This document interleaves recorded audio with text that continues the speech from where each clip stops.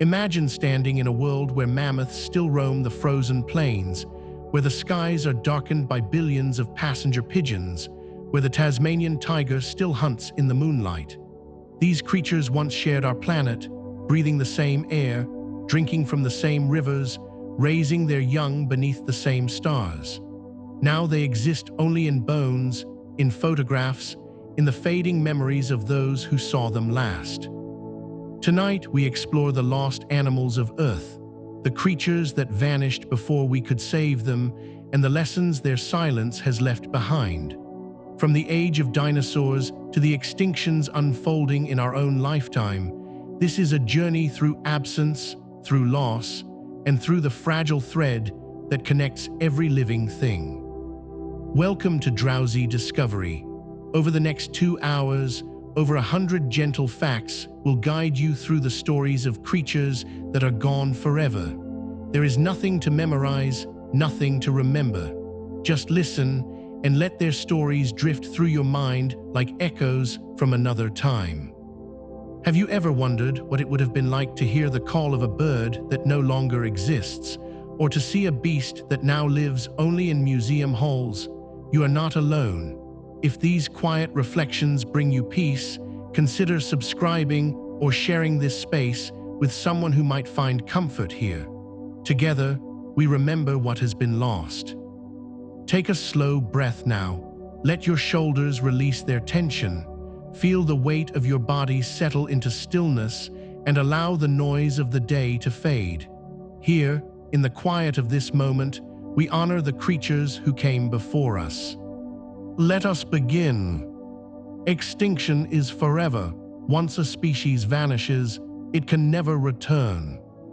When the last individual of a species draws its final breath, something irreplaceable is lost to the universe, a unique thread in the tapestry of life that can never be rewoven no matter how hard we try or how much we wish it otherwise. Every species represents millions of years of evolution, a singular solution to the puzzle of survival that took countless generations to refine and perfect. Once that lineage ends, the genetic information, the behaviors, the intricate relationships with other species, all of it vanishes as completely as if it had never existed at all. We can study fossils, reconstruct skeletons, and imagine what these creatures were like, but we can never bring back the living, breathing reality of what has been lost. Extinction is the closing of a door that cannot be reopened. Over 99% of all species that have ever lived on Earth are now extinct. If you could somehow witness every creature that has ever walked, swum, crawled, or flown across this planet, the vast majority would be strangers to you, organisms that vanished long before humans ever existed, leaving only faint traces in the rock beneath our feet. Scientists estimate that somewhere between 5 billion and 50 billion species have appeared on Earth since life first began, and nearly all of them are gone now, their time in the sun measured in geological instants. The species alive today represent just a tiny fraction of life's grand experiment, survivors of countless catastrophes and slow declines that erased their predecessors from existence one by one.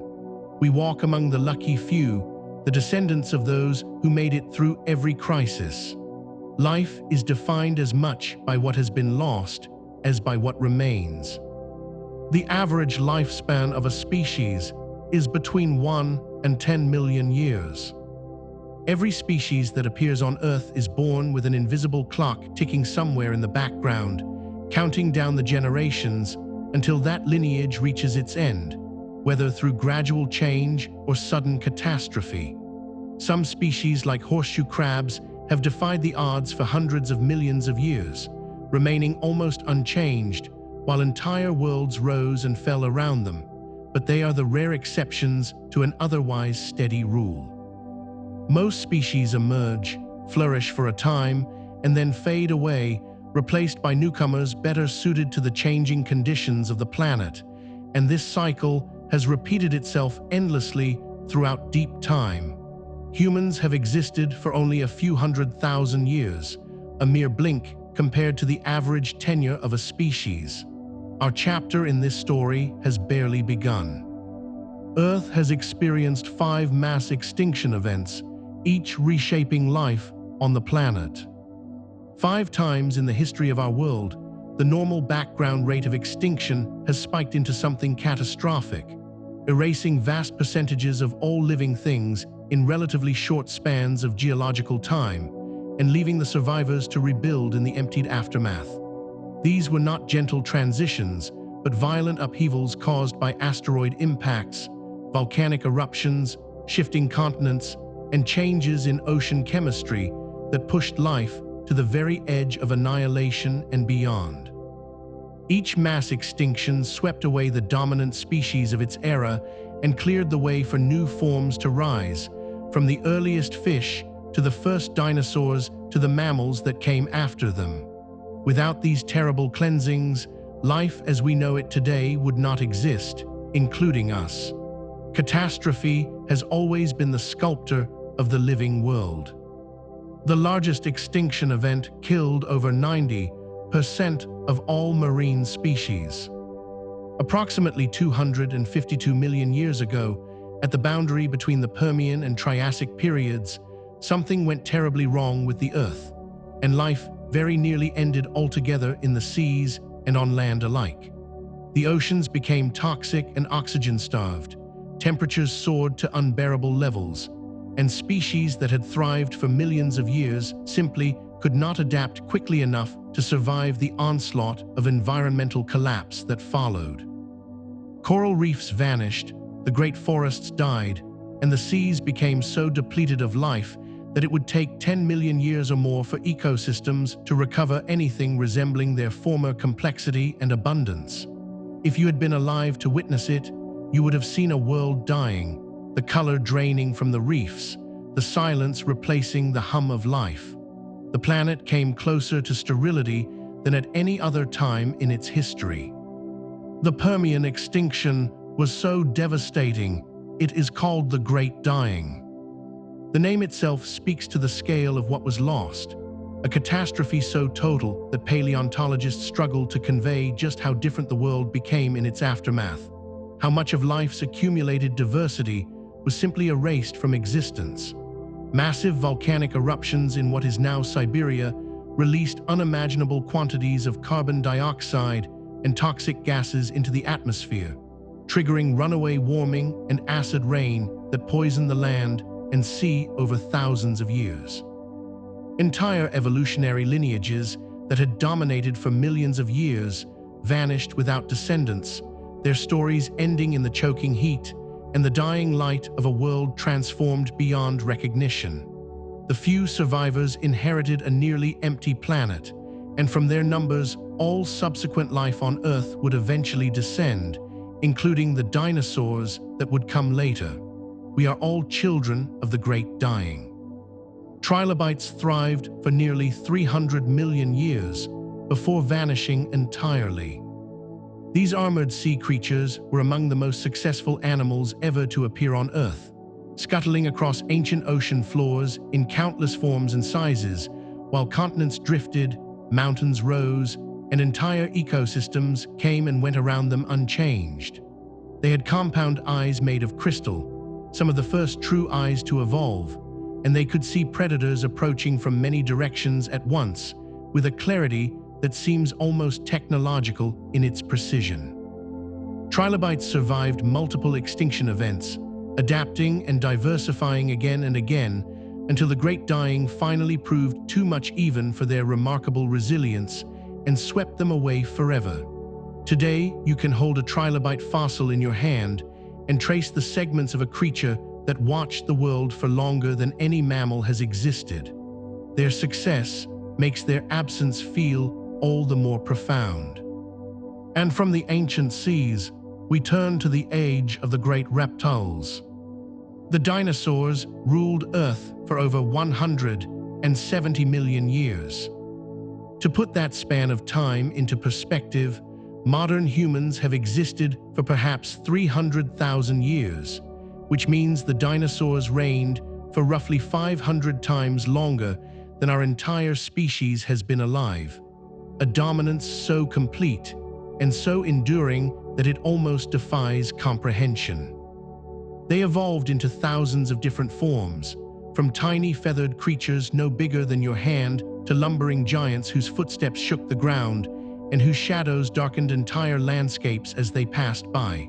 For most of Earth's history since the dinosaurs appeared, they were the largest, most powerful, and most successful land animals on the planet, and there was no reason to think their reign would ever end. The world belonged to them, and they filled it with their presence. What came after was unimaginable until it happened. Tyrannosaurus rex had teeth the size of bananas and a bite force that could crush bone. When this apex predator closed its jaws around prey, it generated more force than any land animal before or since, enough pressure to shatter bone like glass and tear through flesh and sinew as easily as you might bite into soft fruit. Its teeth were not delicate slicing instruments, but serrated crushing tools, designed to grip, puncture, and pulverize whatever unfortunate creature found itself caught between them, leaving nothing but scraps for the scavengers that followed. Scientists estimate that Tyrannosaurus could bite with a force of over 5,000 kilograms, more than triple the bite of a modern crocodile, and enough to dismember almost anything in its path. If you could somehow stand in the presence of this creature, you would feel the ground tremble with each step. Power like this shaped an entire ecosystem around fear. Some dinosaurs were no bigger than a chicken, while others were longer than a blue whale. The range of sizes among dinosaurs was truly staggering, from tiny feathered creatures that could perch on a branch and weigh less than a kilogram to titanosaurs that stretched over 30 meters from nose to tail and may have weighed as much as 70 tons or more. This incredible diversity meant that dinosaurs occupied almost every ecological niche available to large land animals, filling forests and plains, and perhaps even polar regions, with their astonishing variety of shapes and lifestyles adapted to countless different environments. The small ones darted through undergrowth hunting insects and small prey, while the giants stripped vegetation from treetops that no other creature could reach, each carving out its own way of surviving. When we imagine dinosaurs, we often picture only the largest and most fearsome, but their world was as varied as our own. Size was simply another tool for survival. Dinosaur fossils have been found on every continent, including Antarctica. When the dinosaurs roamed the Earth, the continents were arranged very differently than they are today, and land masses that are now separated by vast oceans were once connected or close enough that animals could wander freely between them.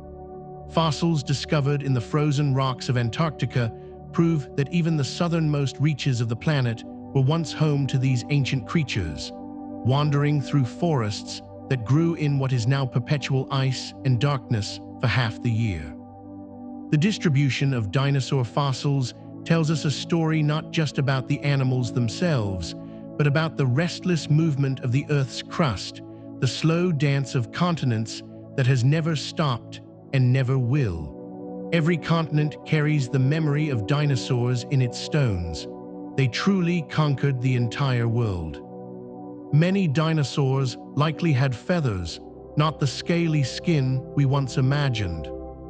For decades, we pictured dinosaurs as giant reptiles covered in tough, leathery scales, but discoveries in recent years have revealed that many species were actually adorned with feathers ranging from simple filaments to complex plumage that would not look out of place on a modern bird. These feathers probably evolved first for insulation or display, helping dinosaurs regulate their body temperature and attract mates, long before any of their descendants took to the air on wings made of the same structures. Fossils from China have shown us dinosaurs with feathers so well preserved that we can see the patterns and even guess at the colors they once displayed to the world around them. The image of a feathered velociraptor may seem strange, but it is closer to the truth than the scaly monsters of older films. Evolution connects the past to the present in unexpected ways. The Spinosaurus was likely semi-aquatic, hunting fish in ancient rivers. Unlike most meat-eating dinosaurs that stalked prey on land, Spinosaurus appears to have spent much of its time in and around water, wading through rivers and estuaries in search of the giant fish that swam in prehistoric North Africa over 90 million years ago. Its long, crocodile-like snout was filled with conical teeth perfect for gripping slippery prey, and recent studies of its bones suggest it was denser and heavier than a land-dwelling predator would need to be, helping it stay submerged as it hunted beneath the surface. The tall sail on its back may have been used for display or temperature regulation, rising above the waterline like a banner as the creature moved through its watery domain in search of its next meal. Spinosaurus challenges everything we thought we knew about large, predatory dinosaurs. It was a monster at home in the rivers. Pterosaurs were not dinosaurs, but flying reptiles that lived alongside them. While dinosaurs ruled the land, the skies belonged to a different group of reptiles entirely, the pterosaurs, whose wings were made of skin stretched between an enormously elongated fourth finger and their bodies in a design unlike anything seen before or since. They ranged from creatures no larger than a sparrow to giants with wingspans that rivaled small aeroplanes, and they filled the ecological roles that birds would later inherit after the Great Extinction cleared the skies of their competition.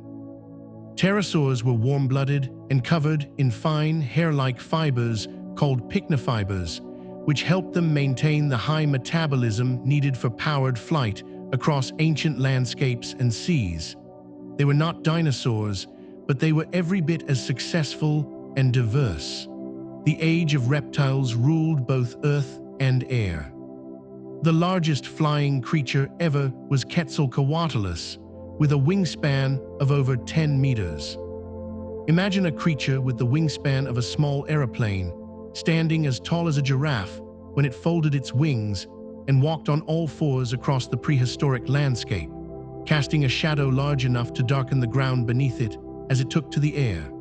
Quetzalcoatlus was named after the Aztec feathered serpent god, and it dominated the skies of late Cretaceous North America with a grace that seems impossible for something so enormous and so far removed from our everyday experience of flight. How such a massive animal could launch itself into the air and remain aloft is still a subject of scientific debate, though current theories suggest it used powerful muscles to vault itself upward before catching the wind currents with its immense wings spread wide. Nothing like it exists today or ever will again. The skies once held giants. Let these ancient creatures rest in your imagination for a moment. There is no need to hold onto every detail. Take a breath and let your body settle a little deeper into stillness. An asteroid impact 66 million years ago ended the age of the dinosaurs. The rock that ended 170 million years of dinosaur dominance was perhaps 10 to 15 kilometers across, hurtling through space at a speed of around 20 kilometers per second before it slammed into what is now the Yucatan Peninsula of Mexico with a force that reshaped the planet. In an instant, the impact generated earthquakes that shook the entire globe, sent tsunamis racing across the oceans, and threw so much debris into the atmosphere that sunlight was blocked for months or even years afterward in a darkness that few could survive.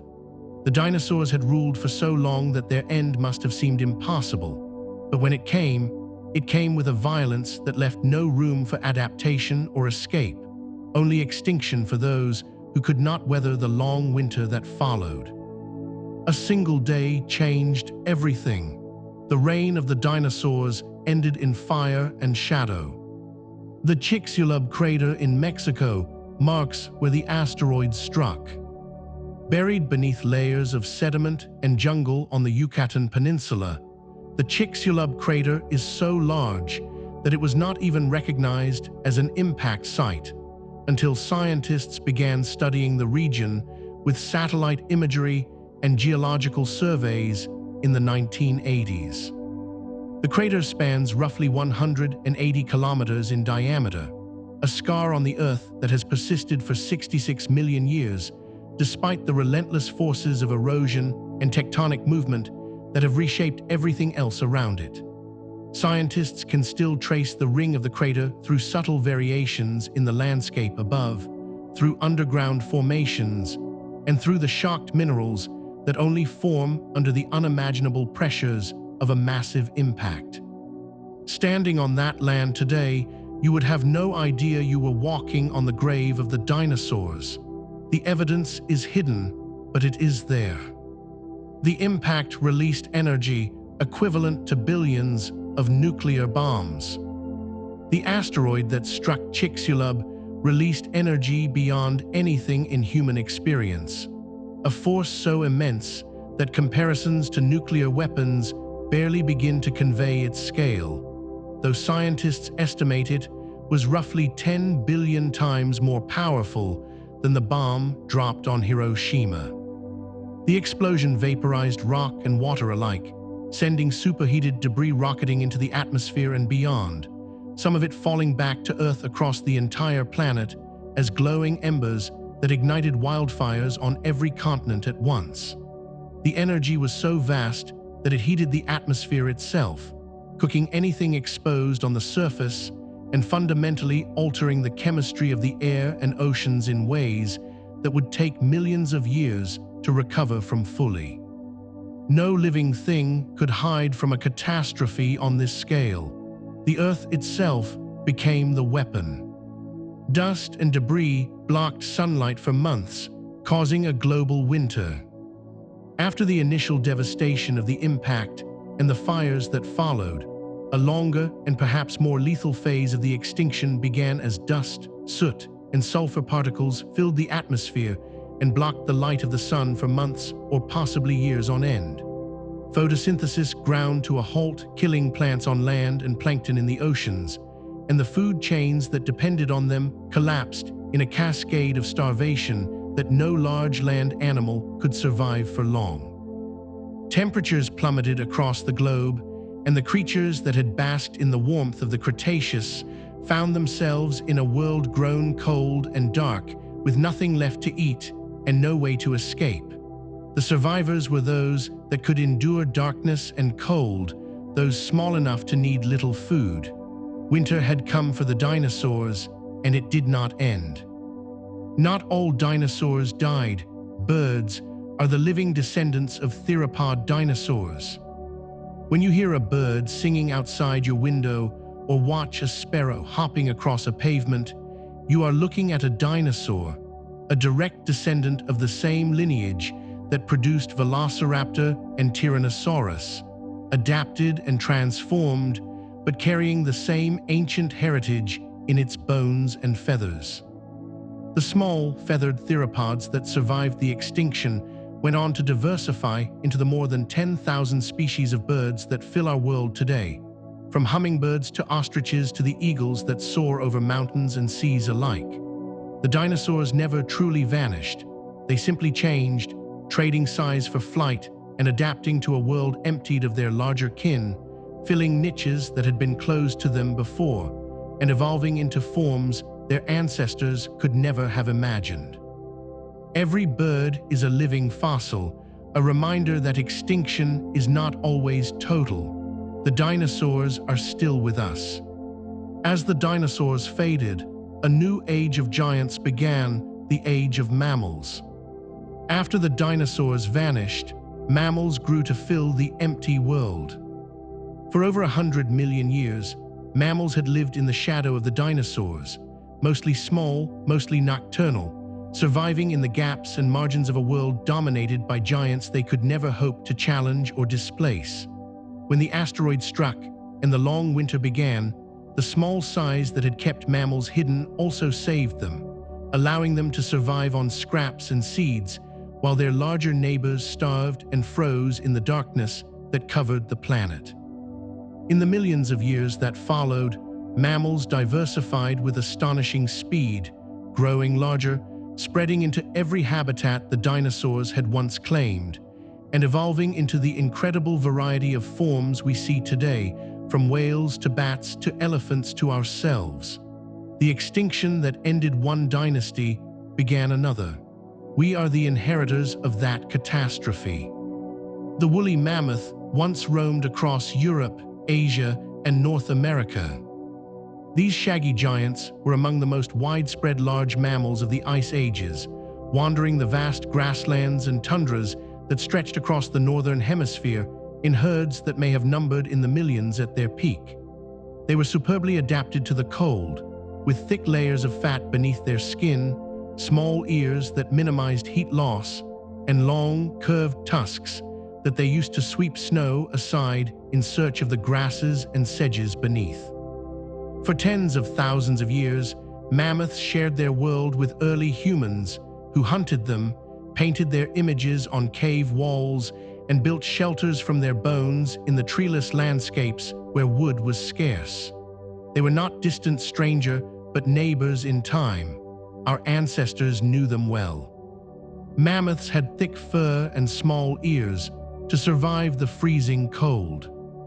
Every feature of the woolly mammoth's body was shaped by the demands of Ice Age winters, from the dense undercoat beneath its shaggy outer hair to the small, rounded ears that reduced the risk of frostbite in temperatures that could plunge to -40 degrees or colder.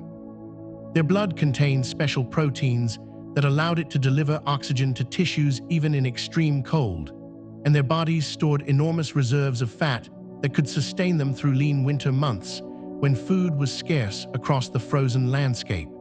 Even their trunks were adapted, shorter and more muscular than those of modern elephants, better suited for clearing snow and grazing on the hardy vegetation of the tundra during the long northern winters. They were built for a world of ice.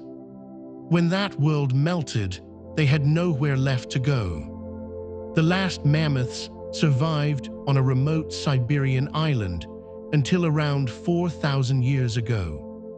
While most mammoths vanished from the mainland around 10,000 years ago as the climate warmed and human hunters spread across their range, a small population clung to existence on Wrangel Island in the Arctic Ocean, isolated from both the changing climate and the spears of human hunters.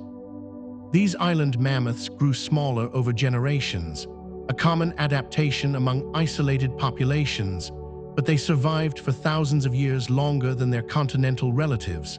Walking the earth at the same time, the pyramids of Egypt were being built, and civilizations were rising along the banks of ancient rivers. When they finally disappeared around 1900 BCE, it was the true end of the mammoth lineage, the closing of a chapter that had lasted for millions of years. They almost made it to the modern age. We missed them by a breath of history. Humans hunted mammoths and used their bones to build shelters. On the treeless steppes of Ice Age Europe and Siberia, where timber was nearly impossible to find, early humans turned to mammoth bones as their primary building material, constructing dome-shaped dwellings from enormous skulls, ribs, and tusks, covered with hides to keep out the bitter cold. Archaeologists have discovered sites where dozens of mammoth skeletons were used to create entire villages, the bones stacked and arranged with obvious care and skill by people who clearly understood both the animals and their own needs intimately. These bones were not just construction material, but fuel for fires, raw material for tools, and the basis of an entire way of life that depended on the great herds that wandered the grasslands in search of food. The relationship between humans and mammoths shaped both species. We built our homes from their bodies. The mastodon was a distant relative of the mammoth, but with a different diet. While mammoths grazed on grasses like their modern elephant cousins, mastodons were browsers, using their teeth to crush the leaves, twigs, and bark of the forests they inhabited across North and Central America for millions of years. Their teeth were shaped differently, with cone-shaped cusps rather than the flat, grinding surfaces of mammoths, reflecting their preference for woodland vegetation over the open grassland that mammoths favored during the ice ages. Mastodons were slightly smaller and stockier than mammoths, and they lived in a different ecological niche, despite sharing a distant common ancestor millions of years in the past when their lineages first diverged. Both were hunted by early Americans, and both vanished around the same time as humans spread across the continent. Different paths led to the same end. Giant ground sloths stood taller than elephants and weighed several tons. The ground sloths of the Americas were nothing like their small, tree-dwelling relatives that survive today in the rainforests of Central and South America, barely recognizable as members of the same family despite sharing a distant common origin millions of years ago. The largest of them, Megatherium, weighed as much as 6 tons and stood over 3 meters tall when it reared up on its hind legs to reach vegetation that no other animal could access in the forests and grasslands where it lived. These gentle giants roamed from Alaska to Patagonia, filling a unique ecological role as browsers of high vegetation, and they survived until roughly 10,000 years ago, disappearing around the same time humans arrived in the Americas. Their claws were enormous, curved, and powerful, tools for pulling down branches rather than weapons. They were giants built for a peaceful life. Megatherium could rear up on its hind legs to reach high branches. Picture a creature the size of an elephant standing on 2 legs, using its massive tail as a third support like a living tripod, while it reached up with enormous curved claws to pull down branches no other herbivore could touch. This was Megatherium in its element, a browser without equal, able to access a food source denied to every other large animal in its environment, and feeding on leaves and shoots that accumulated high above the competition below. Its skeleton shows the adaptations needed for this lifestyle, with a powerful pelvis and spine designed to support the animal's weight in an upright posture, and arms that could pull with tremendous force against the resistance of living wood. For millions of years, this strategy worked perfectly for the giant sloths. Then everything changed. The saber-toothed cat had fangs nearly 20 centimeters long. When we think of prehistoric predators, few images are as striking as Smilodon with its enormous curved canines extending far below its lower jaw, weapons so distinctive that the animal is often called the saber-toothed tiger, even though it was not closely related to modern tigers at all. These teeth were not designed for biting and holding prey like a lion's, but for slashing, driving deep into vulnerable flesh, with precision and withdrawing before the victim could struggle or fight back effectively. The saber-toothed cat likely ambushed large, slow-moving prey like ground sloths and young mammoths, using its powerful forelimbs to wrestle victims into position before delivering a killing bite to the throat or belly. Those fangs were as much a vulnerability as a weapon, fragile and easily broken if used carelessly. Precision was the price of such extreme adaptation. Smilodon likely used its teeth to deliver precise, fatal bites to prey.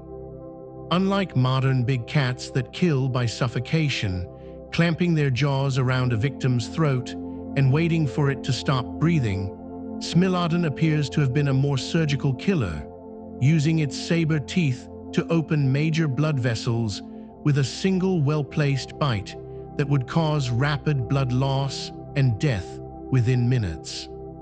Studies of its skull show that despite those fearsome teeth, its bite force was actually weaker than that of a modern lion, meaning it must have relied on technique and precision rather than brute crushing power to bring down its prey. This style of hunting required immobilizing victims first, probably by pinning them to the ground with powerful forelimbs before the killing stroke was delivered with careful accuracy. When the large prey animals of the Ice Age vanished, Smilodon's specialized hunting strategy became a liability. Its tools became obsolete. And in the lands of ice and forest, other giants once walked. The dire wolf was larger and more powerful than any modern wolf. Despite sharing a name and a general appearance with the gray wolves that still roam North America today, the dire wolf was actually a separate species that evolved independently and shared only a distant common ancestor with modern wolves millions of years in the past. It was built more heavily, with stronger jaws and larger teeth designed for crushing bone and taking down the megafauna of the Pleistocene, including horses, bison, and camels that roamed the American grasslands and forests. Dire wolves hunted in packs just like their modern relatives, using cooperation and endurance to bring down prey much larger than themselves, wearing victims out over long distances before closing in for the kill. When the Ice Age ended and the great herds vanished, the dire wolf followed them into extinction. They were specialists in a world that no longer existed.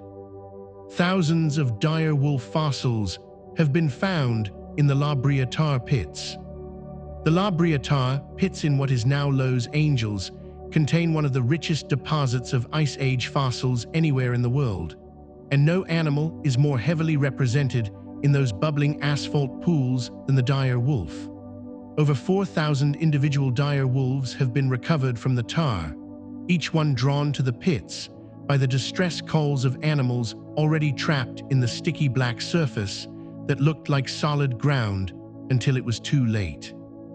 The tar preserved their bones perfectly over tens of thousands of years, giving scientists an unparalleled window into the biology and behavior of these vanished predators that once dominated the landscape. Walking through the museum today, you can see wall after wall of dire wolf skulls staring back at you. They were drawn by hope and caught by fate. The short-faced bear was one of the largest land predators in North America.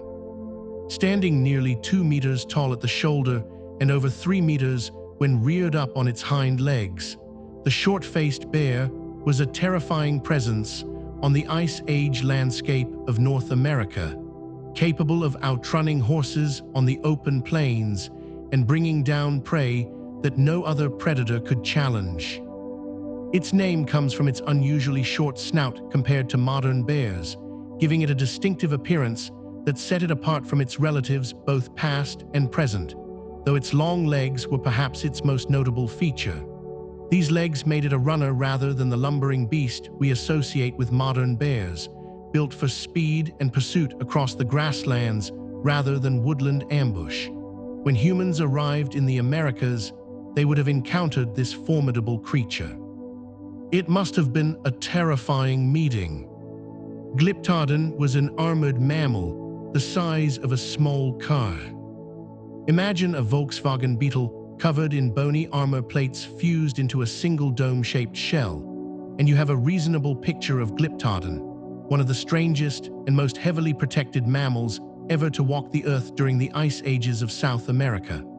Related to modern armadillos, but vastly larger, Glyptodon weighed over 2 tons and carried its armored shell through the grasslands and forests of a continent that would soon be transformed by human arrival and climate change.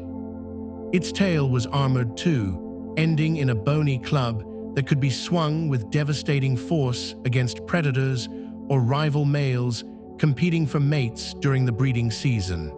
Protected from nearly every threat by its impenetrable shell, Glyptodon seemed invincible to the world around it. But no armor is proof against extinction. Its shell was so strong that early humans used it for shelter.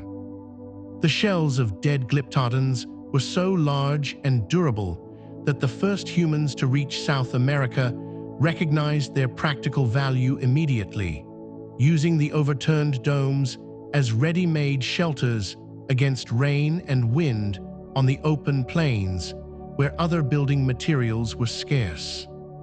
Archaeological evidence shows that humans not only sheltered under these shells, but likely modified them, adding walls or covers to create more permanent dwellings that protected families from the elements and perhaps from predators too.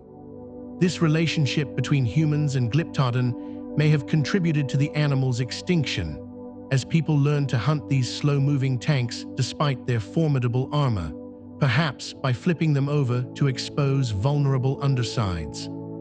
The very shells that protected them in life became homes for their hunters in death.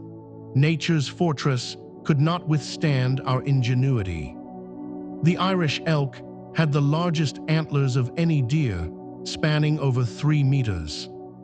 Despite its common name, the Irish elk ranged far beyond Ireland, wandering across Europe and Western Asia during the ice ages that shaped so much of our planet's recent history. Though Irish bogs have preserved particularly spectacular specimens that give the animal its familiar name today. Those enormous antlers, which could weigh over 40 kilograms and needed to be grown fresh each year at tremendous metabolic cost, were primarily used for display and combat between males competing for the attention of females during the breeding season. Growing such massive structures required abundant high-quality food, particularly minerals like calcium and phosphorus that had to be extracted from vegetation and deposited in bone at phenomenal rates during the summer months. The Irish elk was a testament to evolutionary extravagance. Beauty and power can be demanding masters. These enormous antlers may have contributed to their extinction. When the climate changed at the end of the Ice Age, and forests began to spread across the open grasslands where Irish elk had thrived for hundreds of thousands of years, those magnificent antlers became a liability rather than an asset, making it difficult to move through dense woodland and impossible to escape predators, including humans, in enclosed spaces. Some scientists believe the antlers had grown so large through sexual selection that they actually reduced the survival chances of the species, a paradox where features that attracted mates also hastened extinction by consuming resources and limiting mobility. The nutritional demands of growing such massive structures each year left males weakened and vulnerable, especially during harsh winters when food was scarce and every calorie counted toward survival. What once ensured reproductive success became an evolutionary trap. Sometimes our greatest strengths become our fatal weaknesses. The cave lion was larger than modern lions and hunted across Europe. Despite its name, the cave lion probably did not live in caves, but rather died in them, its bones accumulating in the sheltered darkness, where they could be preserved for tens of thousands of years until modern scientists discovered and studied them.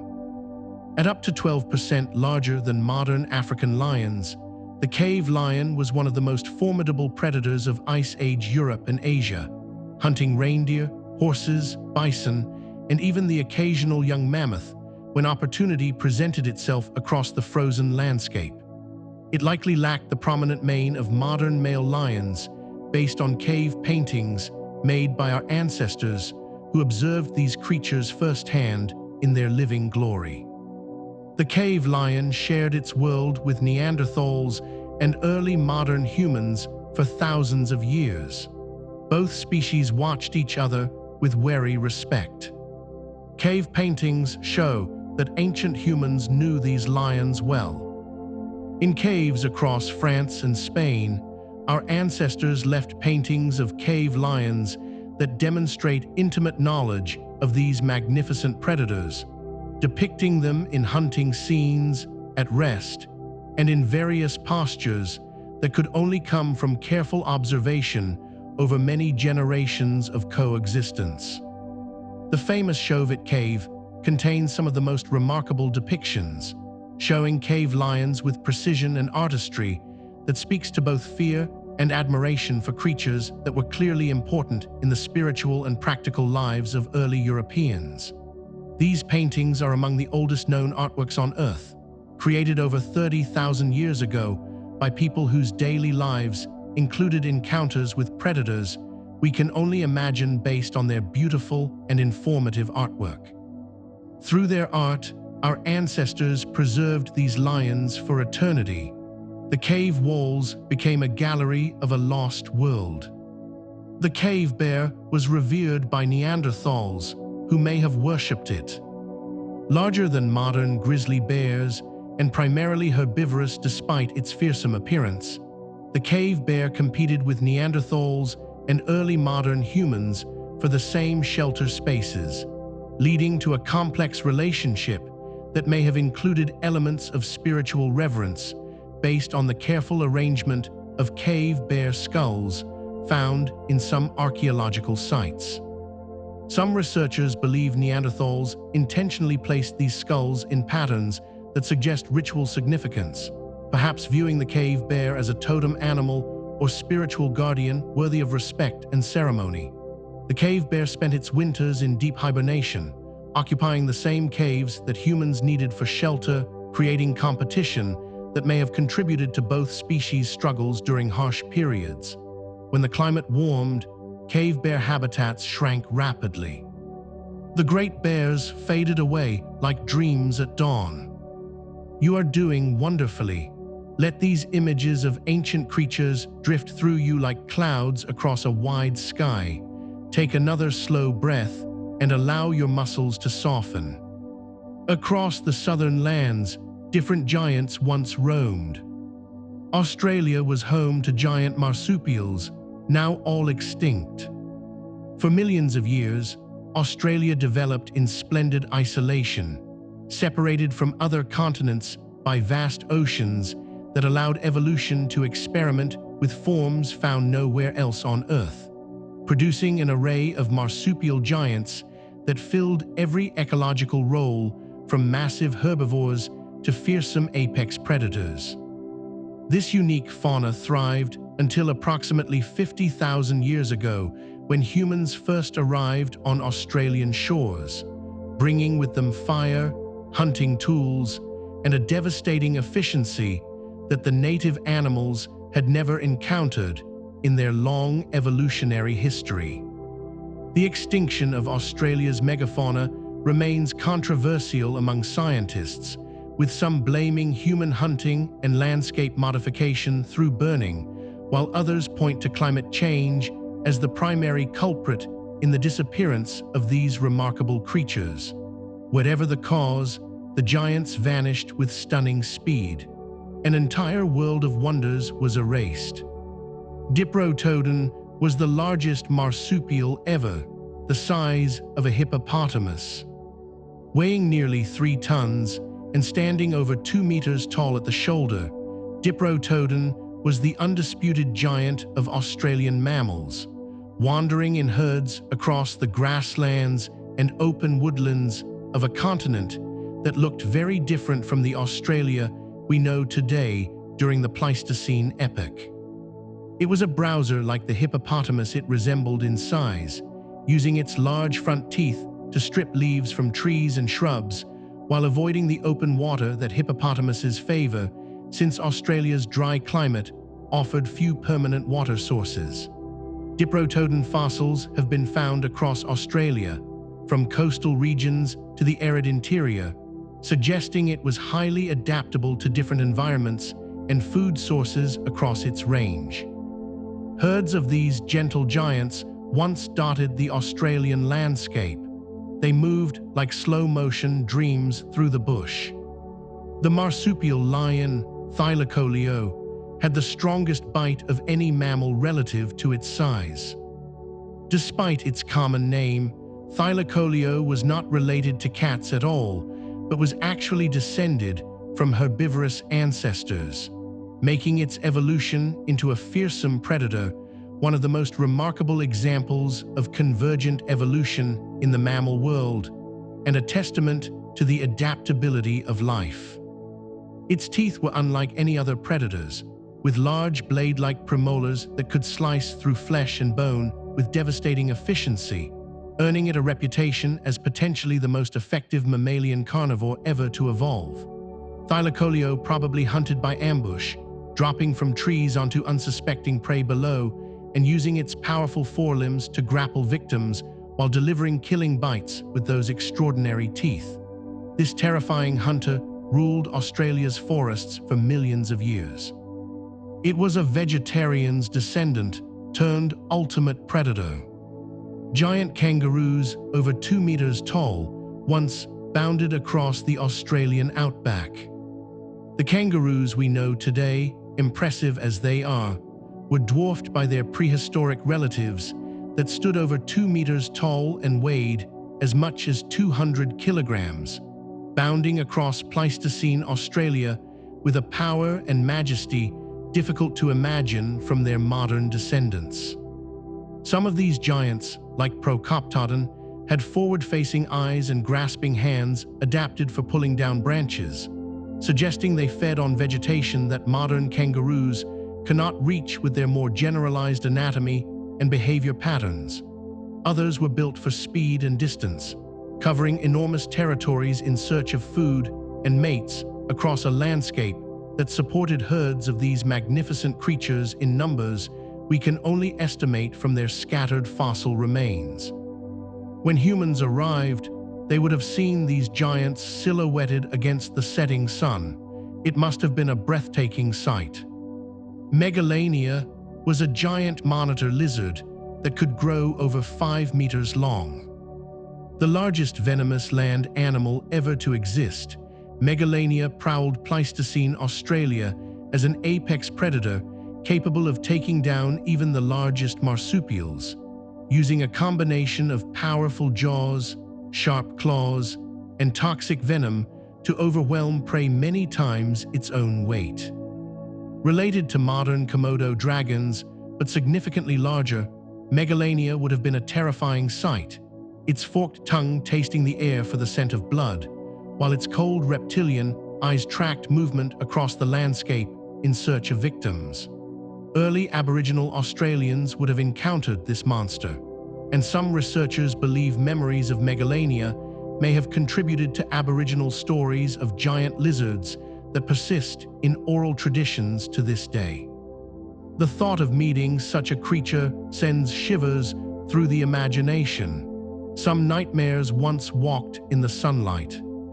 New Zealand was home to giant flightless birds called moa.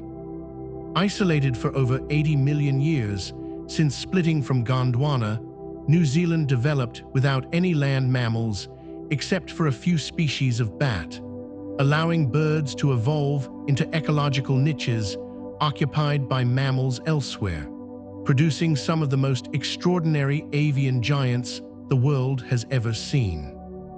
The moa filled the roles of deer, cattle, and horses in other lands, grazing and browsing their way through New Zealand's forests and grasslands without any predators capable of threatening adult birds, until the arrival of humans roughly 700 years ago. 9 species of moa existed when Polynesian navigators first spotted New Zealand's shores, ranging from turkey-sized birds to towering giants that represented the pinnacle of flightless bird evolution and diversity. For millions of years, the moa were New Zealand's dominant herbivores. Paradise had no need for caution. The largest moa stood over 3 meters tall and weighed 200 kilograms. The South Island giant moa was the tallest bird ever known, reaching heights that would allow it to look a giraffe in the eye if the two species had ever shared a continent, though they were separated by evolution on opposite sides of the world. Females were significantly larger than males, a pattern unusual among birds but common in the moa family, suggesting complex social structures that we can only guess at from their fossilized remains and the archaeological evidence of their interactions with human hunters. These gentle giants moved slowly through the forests, stripping leaves and fruits from branches with their large beaks, while remaining alert for the only predator capable of threatening them, the enormous eagle that ruled New Zealand's skies. For millions of years, this was the natural order of things. Then everything changed within a single human lifetime. The moa were hunted to extinction within 2 centuries of human arrival. The speed of the moa's extinction is staggering to contemplate, with some estimates suggesting that populations collapsed within just 100 or 200 years of human arrival, far too quickly for the birds to adapt their behavior or for populations to recover from hunting pressure. The Maori found the moa to be perfect prey, large, slow-moving, and completely unfamiliar with the concept of a ground-based predator capable of coordinating attacks and using weapons to bring down even the largest individuals from a safe distance. Archaeological sites throughout New Zealand reveal the scale of the slaughter, with enormous piles of moa bones representing thousands of individuals killed for food, feathers, and bones that were fashioned into tools and ornaments. Entire species vanished within a handful of generations of first contact. The forests fell silent one by one. Haast's eagle was the largest eagle ever, and it hunted the moa. With a wingspan of up to 3 meters and talons the size of a tiger's claws, Haast's eagle was the undisputed apex predator of New Zealand, evolved specifically to hunt the giant moa that provided its primary food source across the islands. This magnificent bird of prey could strike from above with enough force to kill even a large moa instantly, driving its enormous talons into the spine or skull of its victim before the slower bird could react to the shadow falling from the sky above. Maori legends speak of a giant man-eating bird called the poakai, which may preserve cultural memory of encounters between early settlers and Haast's eagle, which would have been large enough to attack human children and perhaps even unsuspecting adults. The skies of New Zealand once held a living thunderbolt. Its shadow meant death from above. When the moa disappeared, Haast's eagle followed soon after. The fate of Haast's eagle was sealed the moment human hunters began decimating the moa populations that provided its only viable food source, demonstrating how extinctions can cascade through ecosystems when keystone species are removed from environmental webs that took millions of years to develop.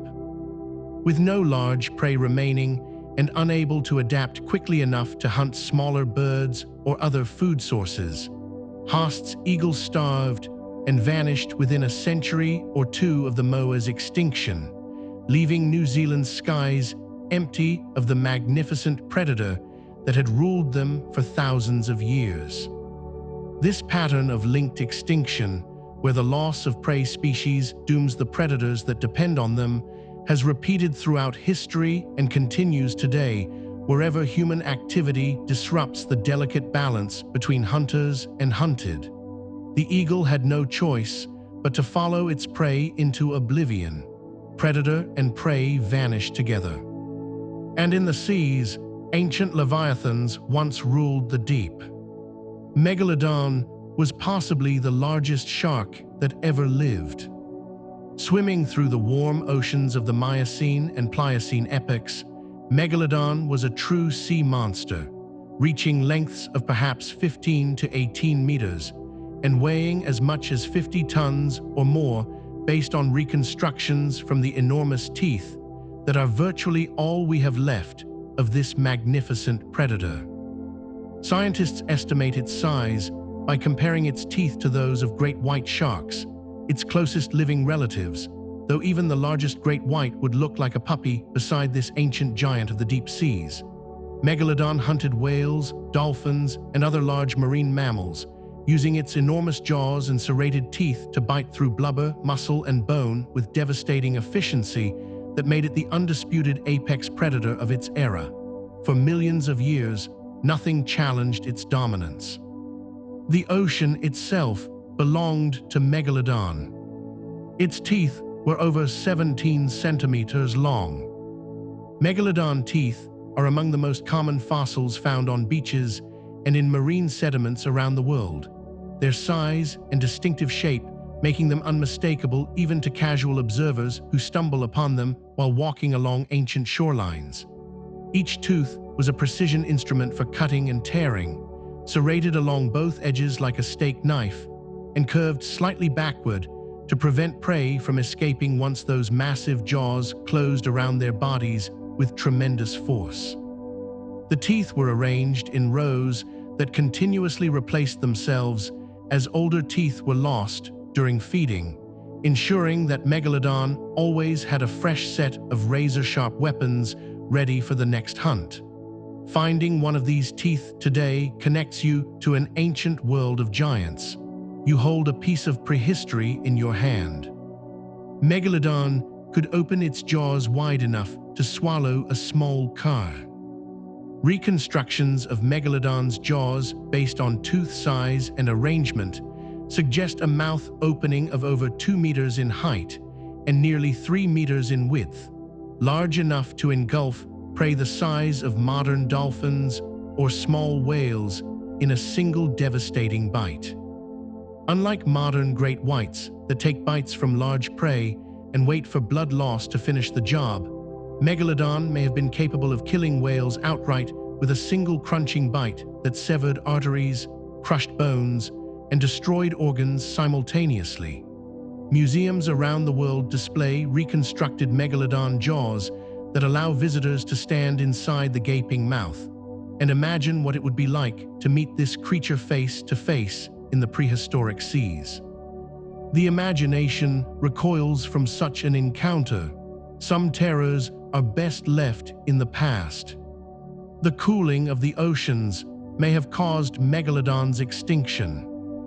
About 3.5 million years ago, as Earth entered a period of global cooling that would eventually lead to the ice ages, Megalodon populations began to decline and eventually vanish completely from the fossil record, leaving scientists to debate the exact causes of their extinction. The cooling oceans may have reduced Megalodon's habitat, as this warm-water predator found fewer and fewer suitable areas to hunt and breed, while its prey species adapted to colder waters or migrated to regions where Megalodon could not follow effectively. Competition from smaller, more agile predators, including early great white sharks, may have further stressed populations already weakened by environmental changes beyond their control. The mighty Megalodon, ruler of the ancient seas, could not adapt to a changing world. Even giants must bow to the turning of the ages. Steller's sea cow was a gentle giant of the northern Pacific. Growing up to 9 meters long and weighing perhaps 10 tons, Steller's sea cow was the largest member of the Sirenian family, related to modern manatees and dugongs, but vastly larger, and adapted to the cold waters of the North Pacific, where it grazed on kelp forests along the rocky coastlines of the Commander Islands. Named after the German naturalist Georg Wilhelm Steller, who first described it in 1741 during a Russian expedition, this peaceful giant was perfectly adapted to its cold environment with thick, bark-like skin and a layer of blubber that protected it from the frigid waters. Steller's sea cow moved slowly through the kelp beds, using its powerful forelimbs to pull strands of seaweed into its mouth, while remaining largely oblivious to the dangers that would soon arrive from across the sea. Its docile nature would prove to be its undoing. Gentleness is not always rewarded. It was hunted to extinction within 27 years of its discovery by Europeans.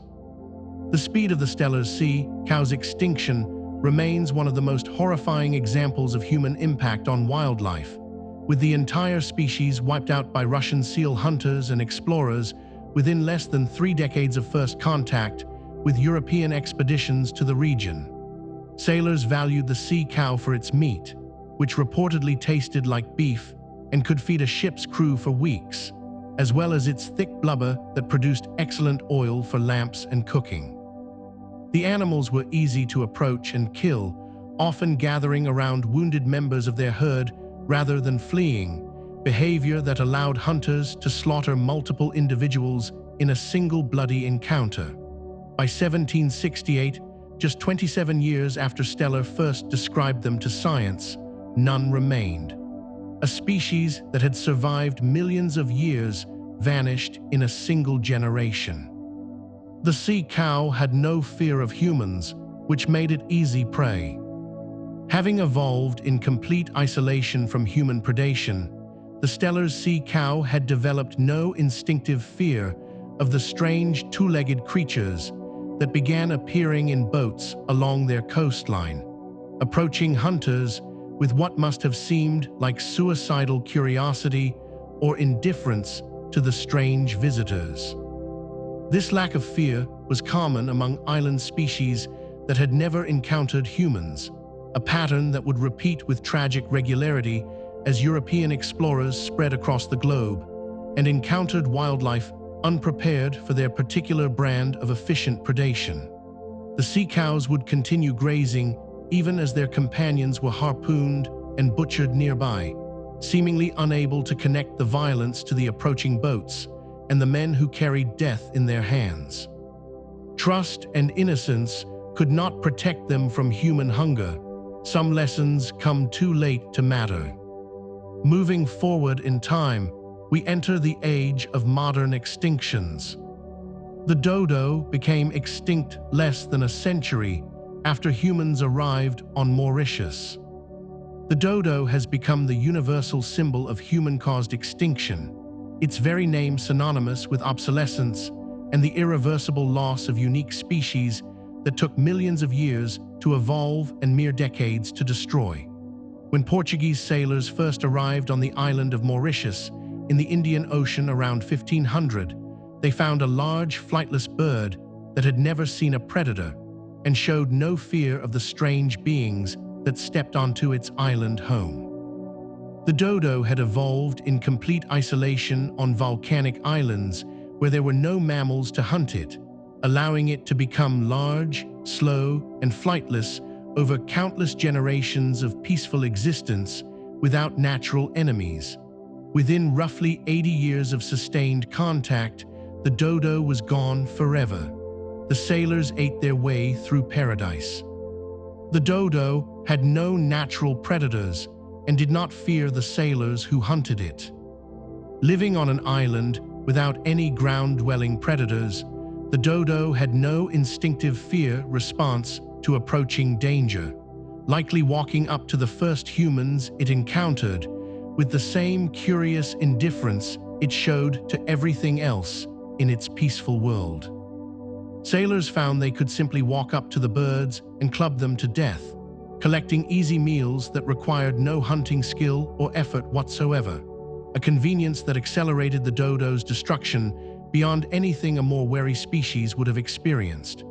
The pigs, rats, and monkeys that sailors brought to Mauritius compounded the problem, eating dodo eggs and competing for food in ways that the native birds had no defenses against and could not adapt to quickly enough to survive. Every evolutionary advantage became a disadvantage overnight. Paradise had no defense against the newcomers.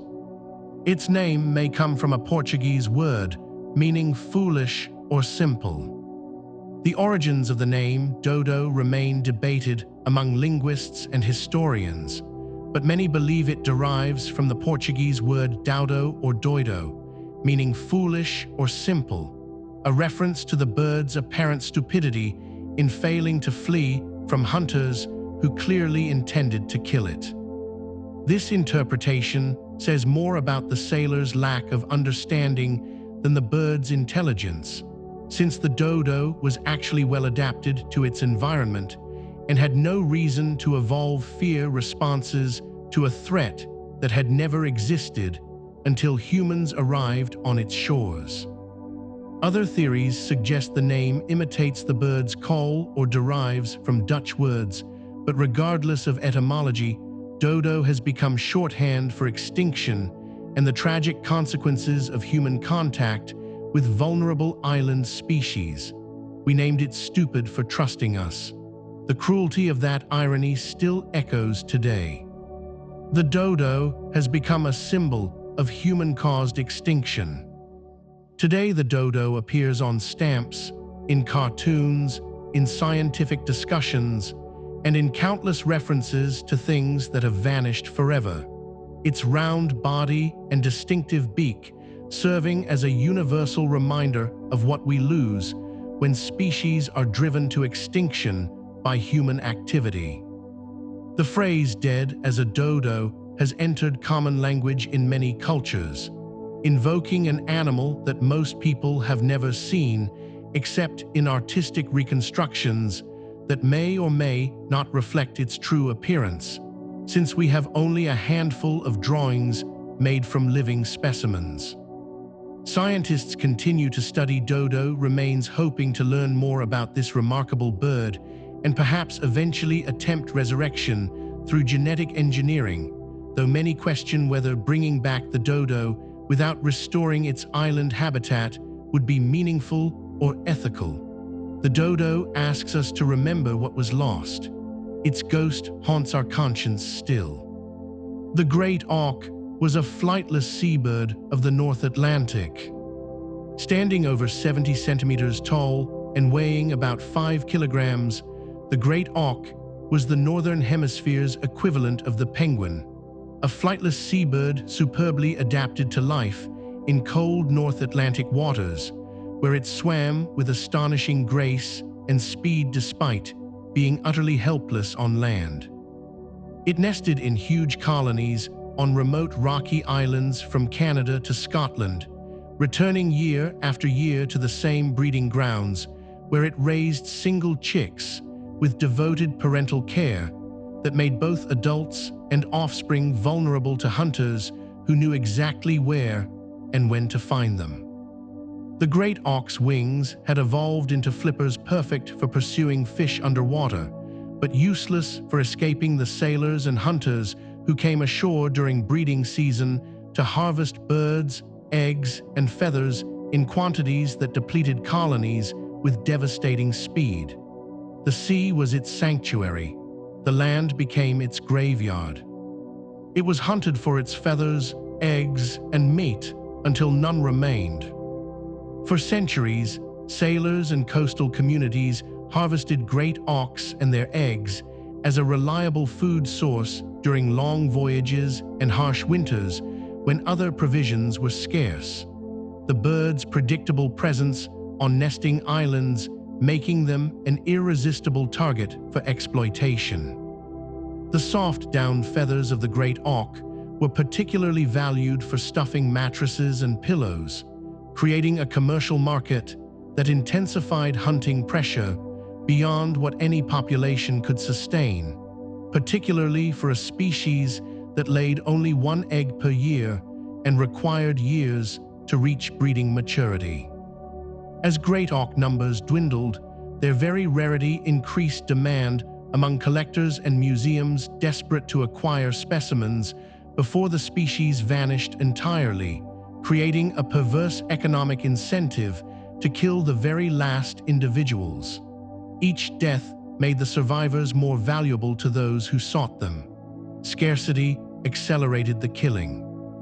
The last pair of great auks was killed on a small Icelandic island in 1844. The final chapter of the great auk story unfolded on Eldey, a small rocky island off the southwestern coast of Iceland, where a party of sailors landed on the 3rd of June 1844 in search of the valuable birds that had become increasingly rare and increasingly sought by collectors. They found a single breeding pair with an egg, the last great auks known to science, and killed both adults while the egg was accidentally crushed underfoot during the brief violent encounter that ended millions of years of evolution in a few brutal moments. The men who killed these birds were not villains, but ordinary people following economic incentives that valued dead specimens over living populations, a pattern that has driven many species to extinction before and since. They could not have known they were writing the final sentence. History closed its book on the great auk that day. The passenger pigeon once numbered in the billions across North America. Eyewitness accounts from the 18th and 19th centuries describe flocks of passenger pigeons so vast that they defied comprehension, stretching across the sky in dense columns that took hours or even days to pass overhead, while blotting out the sun and filling the air with the thunder of countless wings. Scientists estimate that 3 to 5 billion passenger pigeons lived in North America when Europeans arrived, making them quite possibly the most numerous birds on Earth at that time, and certainly the most abundant in their native range across the eastern forests of the continent. They nested in enormous colonies that covered hundreds of square miles of forest, with trees bending and breaking under the combined weight of millions of birds crowding onto branches to raise their young. The abundance seemed infinite to those who witnessed it. No one imagined it could ever end. These stories of loss deserve a moment of quiet reflection. There is nothing you need to carry forward from here. Let your breath be slow and easy, and feel the stillness around you. Flocks of passenger pigeons were so vast they darkened the sky for hours. When passenger pigeons took flight, the Earth itself seemed to respond, with observers describing how the beating of millions of wings created winds strong enough to chill exposed skin, while the passing flocks cast shadows that plunged the landscape into artificial twilight lasting for hours. The ornithologist John James Audubon wrote of watching a flock pass overhead for 3 days continuously, calculating that over 1 billion birds must have flown by during that single migration event that defied any attempt to count or comprehend its true magnitude. The noise was equally overwhelming, a thunderous roar of wing beats and calls that drowned out all other sounds and could be heard for miles in every direction as the living river flowed across the sky from horizon to horizon. Those who saw these spectacles never forgot them. Such abundance seemed like a permanent feature of the world. Hunters killed them by the millions, shipping them by the trainload. The passenger pigeon's abundance made it a cheap and easy source of meat for growing American cities, and commercial hunters developed industrial-scale methods to harvest birds by the millions, using nets, guns, and even dynamite to capture or kill entire flocks at their nesting colonies. Refrigerated railroad cars carried millions of dead pigeons to urban markets where they sold for pennies apiece, feeding the working classes while providing handsome profits for the hunters and merchants who organized the slaughter with business-like efficiency and no thought for sustainability. The same telegraph lines that carried market prices for pigeon meat also spread news of nesting locations, drawing hunters to breeding colonies before the birds could raise their young successfully, disrupting reproduction even as adults were being killed by the thousand. The market consumed them faster than they could breed. Progress devoured the pigeons. Martha, the last passenger pigeon, died in a zoo in 1914. The final passenger pigeon on Earth, a female named Martha after Martha Washington, spent her last years in the Cincinnati Zoo, watched by visitors who came to see the living symbol of a species that had once darkened the skies of an entire continent, but now existed only in this single aging bird. Martha died on September 1st, 1914, found lifeless on the floor of her cage by a keeper who immediately recognized the significance of the moment and preserved her body in a block of ice for transport to the Smithsonian Institution. She had been born in captivity and never experienced the vast flocks and endless forests that her ancestors had known. Her entire existence a kind of living memorial to what had been lost through decades of relentless hunting and habitat destruction. Martha's death marked the end of an era. 3 billion had become exactly 0. On the island of Tasmania, another creature was disappearing. The thylacine, or Tasmanian tiger, was the largest carnivorous marsupial of modern times. Despite its canine appearance and nickname, the thylacine was a marsupial whose resemblance to dogs and wolves was a remarkable example of convergent evolution, with unrelated animals developing similar body plans to fill similar ecological roles on opposite sides of the world. Females carried their young in pouches like kangaroos and opossums, nursing them through infancy before releasing them to learn hunting skills alongside their mother in the Tasmanian wilderness that had been their home for thousands of years. The thylacine once ranged across mainland Australia as well, but dingoes introduced by Aboriginal traders thousands of years ago likely outcompeted and replaced them everywhere except Tasmania, where they survived as the island's top predator until European settlement brought new threats they could not withstand. It was a unique creature unlike any other on Earth, nothing quite like it will ever exist again. It had distinctive stripes across its back and a stiff, kangaroo-like tail. The thylacine's coat was sandy brown with dark brown or black stripes running across its back and hindquarters, a pattern that gave it the tiger nickname, though it bore no relation to true cats and hunted in very different ways from those Asian giants. Its tail was thick and stiff at the base, more reminiscent of a kangaroo than a dog, and it could not wag expressively like a domestic dog's tail, but served primarily for balance during the pursuit of prey through Tasmania's forests and grasslands. When threatened or excited, the thylacine could open its jaws remarkably wide in a distinctive gape that early observers found unsettling, though it was likely a display of stress or submission rather than aggression. Every aspect of its anatomy reflected its unique evolutionary heritage as a marsupial predator. It was evolution's experiment in carnivorous pouched mammals. Farmers blamed the thylacine for killing sheep and placed bounties on their heads.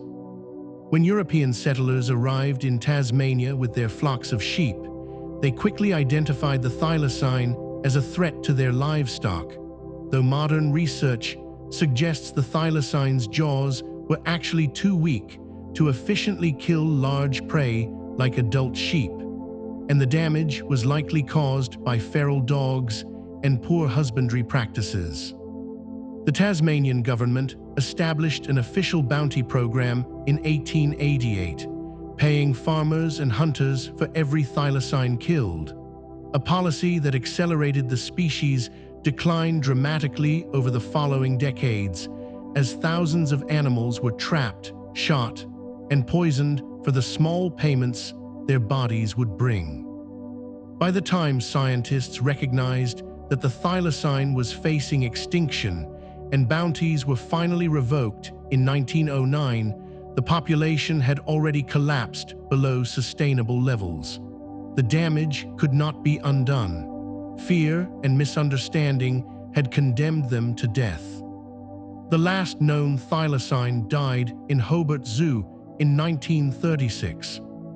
The final thylacine on Earth, known only as Benjamin, though records suggest it may have been female, died on September 7, 1936, in the Beaumaris Zoo in Hobart, Tasmania, during an unusually cold night when it was locked outside its sleeping shelter through apparent neglect.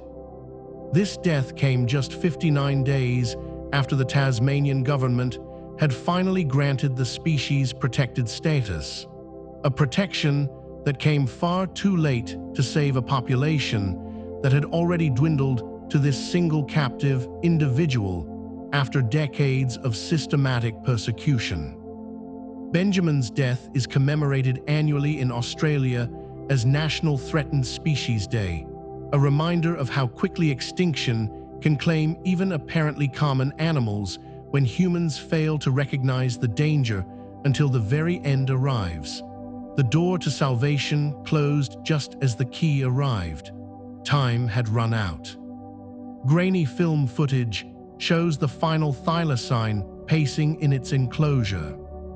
Unlike most extinct animals known only from bones, paintings, or written descriptions, the The thylacine was captured on film numerous times during its final decades, leaving us with haunting black and white footage of living animals pacing their zoo enclosures with what seems like restless anxiety.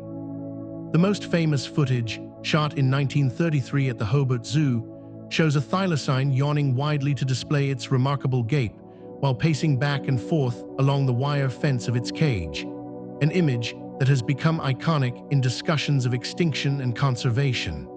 These few minutes of film are among the most viewed and analyzed footage of any extinct animal, studied by scientists, watched by millions online, and serving as a perpetual reminder of what we lost. The camera preserved what our actions destroyed. Those grainy images are both memorial and accusation. Some people still report sightings, but none have been confirmed. Despite being officially declared extinct more than 80 years ago, reported sightings of thylacines continue from remote areas of Tasmania and even mainland Australia, with believers maintaining hope that small populations survived in the deep wilderness beyond human reach and official knowledge. Scientists have mounted numerous expeditions to investigate these claims, deploying camera traps and conducting systematic searches across regions where sightings have been reported, but no confirmed evidence of living thylacines has ever emerged from these efforts. The persistence of these reports reflects both the deep human desire to undo past mistakes and the genuine difficulty of proving a negative in vast, unexplored wilderness areas where elusive animals could theoretically survive undetected for decades.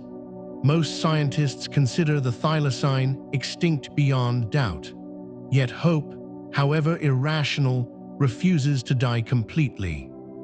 The thylacine is now a symbol of regret and lost opportunity. In Australia and around the world, the thylacine has come to represent the tragic consequences of failing to act before it is too late. Its image appearing on conservation posters, in educational materials, and in discussions about preventing future extinctions through timely intervention. Several research groups are now working to de-extinct the thylacine using preserved DNA and advanced genetic technologies, hoping to recreate this unique animal and restore it to Tasmanian ecosystems within the next decade or two if current progress continues. Whether such resurrection would be meaningful conservation or merely scientific curiosity dressed in ethical justification remains hotly debated among scientists and conservationists who question what purpose would be served by bringing back a species without restoring the world it once inhabited. The thylacine haunts our imaginations still. We hope redemption might yet be possible. Islands have been particularly vulnerable to extinction. The Carolina parakeet was the only parrot native to the eastern United States. In a nation now associated primarily with temperate forests and grasslands, it seems almost impossible that brilliant green and yellow parrots once flew in noisy flocks through the woodlands and swamps of the American Southeast, their calls echoing through forests that have since been transformed beyond recognition by centuries of human development.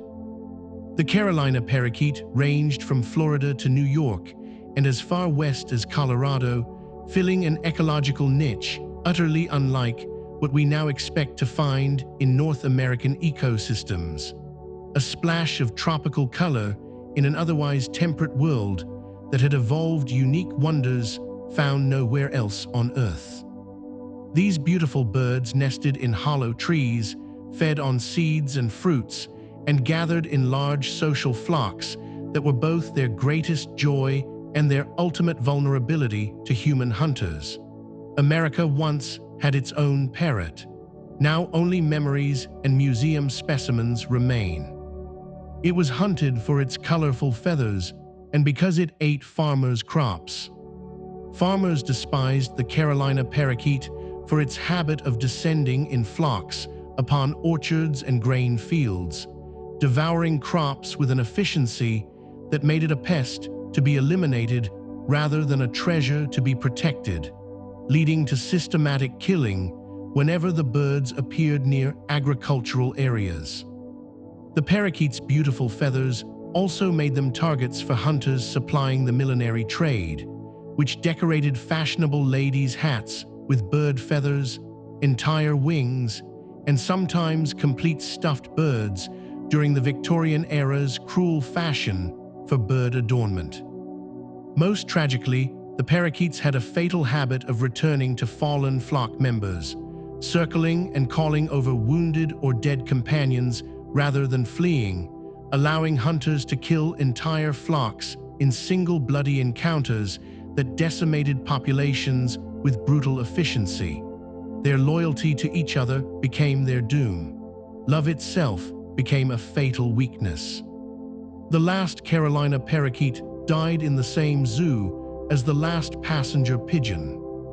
In an extraordinary and melancholy coincidence, the last Carolina parakeet died in the Cincinnati Zoo in 1918. Just 4 years after Martha, the passenger pigeon had perished in the same institution, making this single zoo the final resting place for two entirely separate American bird species driven to extinction by human activity. Last male, named Incas, died in February 1918, reportedly of grief after his mate Lady Jane had died the previous year, their long partnership ending in the same captivity that could not save their species from the broader pattern of destruction that had eliminated their wild populations. The Cincinnati Zoo's role in these extinctions was entirely passive, the zoo having tried to breed both species in captivity, but their efforts came too late and populations were too depleted to recover. Two extinctions in one place, 4 years apart. History chose this spot for its saddest lessons. The quagga was a subspecies of zebra with stripes only on the front half of its body. Unlike the familiar zebras we know from African wildlife documentaries with their all-over striping, the quagga displayed a curious gradient from fully striped at the head and shoulders to virtually unstriped brown on its hindquarters and legs, making it one of the most distinctive equines ever to roam the African plains. This striking appearance made quaggas immediately recognizable to European explorers and settlers who encountered them in South Africa, though familiarity did not translate into protection, as hunters killed them for their meat and hides, while farmers competed for the same grasslands the quaggas needed to survive. The quagga lived in large herds on the grassy plains of South Africa's Cape Province, grazing alongside wildebeest and other herbivores in an ecosystem that has since been transformed by agriculture and development. Its unique appearance set it apart from all other zebras. That distinctiveness could not save it from extinction. The last quagga died in an Amsterdam zoo in 1883. The final quagga on Earth, a mare who had lived in the Artes Magistras Zoo in Amsterdam for over a decade, died on August 12, 1883, ending a lineage that had evolved over millions of years on the African plains, but could not survive a few decades of intensive hunting and habitat loss. No one knew at the time that she was the last of her kind, since wild populations in South Africa had already been eliminated without systematic documentation of the species' decline, leaving scientists to piece together the extinction story only after it was far too late to intervene. The quagga's extinction sparked one of the first scientific discussions about whether subspecies could be recreated through selective breeding, an effort that continues today with the Quagga Project attempting to breed zebras that resemble the lost quagga through careful selection. The last quagga died anonymous and alone. Only later did we understand what had been lost. The Pyrenean ibex became extinct in 2000 when a tree fell on the last individual. The bucardo, as the Pyrenean ibex was known in Spanish, was a subspecies of wild goat that once roamed the mountain peaks of the Pyrenees between Spain and France, its numbers declining throughout the 20th century despite belated conservation efforts that came too late to save a sustainable population. By 1999, only a single elderly female named Celia remained, radio-collared and monitored by scientists who hoped to preserve her genetic material even as they watched helplessly as the last representative of her kind grew ever older. On January 6, 2000, her signal stopped, and searchers found her body beneath a fallen tree that had crushed her during the night, an absurdly anticlimactic end to a lineage that stretched back hundreds of thousands of years into prehistory. Her death was both inevitable and absurd. The last bucardo fell to a falling tree. Scientists briefly cloned a Pyrenean ibex in 2003, but it died minutes after birth. Using tissue samples preserved from Celia before her death, Spanish scientists attempted to resurrect the bucardo through cloning, successfully creating an embryo that was implanted in a domestic goat surrogate and carried to term in what would become the first de-extinction of any species, even if only temporarily. The cloned kid was born on July 30th, 2003, a living bucardo breathing air for the first time since Celia's death 3.5 years earlier, in what seemed like a triumph of science over extinction itself. But the triumph lasted only 7 minutes before the newborn died of a lung defect that prevented it from breathing properly, ending humanity's first successful de-extinction almost before it had begun. The bucardo had technically been unextinct for 7 minutes. Then it was extinct again, twice over. The Beiji, or Yangtze River dolphin, was declared functionally extinct in 2006. For millions of years, the Beiji swam through the murky waters of China's Yangtze River, using echolocation to navigate and hunt fish in one of the world's busiest waterways, perfectly adapted to an environment that would eventually become too polluted, too crowded, and too dangerous for this gentle cetacean to survive. A comprehensive survey in 2006 failed to find a single individual in the entire length of the river that had been the Beiji's only habitat, leading scientists to declare the species functionally extinct, though occasional unconfirmed sightings continue to offer faint hope. The Beiji had survived ice ages, continental drift, and millions of years of evolutionary challenges, only to succumb to industrial pollution, ship traffic, fishing nets, and the transformation of its river home in less than a single human lifetime. The goddess of the Yangtze has fallen silent. Her waters flow on without her. It was the first dolphin species to be driven to extinction by human activity. Among the cetaceans, the great whales and dolphins that have captured human imagination for millennia, the Beiji holds the melancholy distinction of being the first species driven to extinction entirely by human activity in modern times, with full scientific documentation of its decline. Unlike ancient extinctions, where our ancestors' role remains debated and evidence is fragmentary, we know exactly what killed the Beiji, with pollution, fishing bycatch, ship strikes, and habitat degradation, all documented by scientists who watched helplessly as the population collapsed despite their warnings and conservation recommendations. The Beiji's extinction is particularly poignant because dolphins are intelligent, social creatures with complex communication and strong family bonds, making their loss feel somehow more personal than the disappearance of less charismatic species. We watched them die and could not stop it. Intelligence could not save them from our progress. And the losses continue even now, in our own time. The western black rhinoceros was declared extinct in 2011. The western black rhinoceros was a subspecies of the black rhinoceros that once ranged across Central and Western Africa, from Nigeria to Cameroon, its population declining steadily throughout the 20th century as poaching pressure intensified and conservation efforts failed to match the determination of those who hunted rhinos for their horns. By the late 1990s, surveys found only about 10 individuals remaining in the wild, and despite last-ditch efforts to protect them, the final confirmed sighting came in 2006, leading to the official extinction declaration 5 years later.